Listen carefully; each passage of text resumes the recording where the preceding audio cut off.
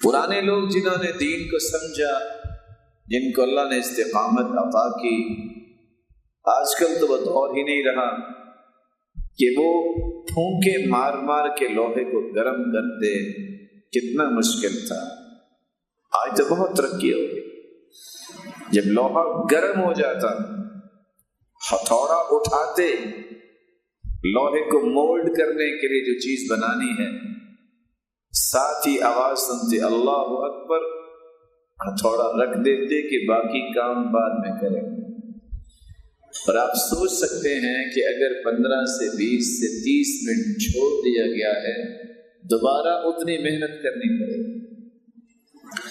رسول اللہ صلی اللہ علیہ وسلم کے صحابہ کا یہ معمول تھا، جیسا کہ عبداللہ ابن عمر رضی اللہ تعالی فرماتے ہیں کہ جب اذان ہوتی اغلقوا حوادینہم،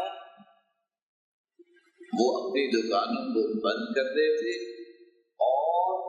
مسجد کی طرف آ جاتے۔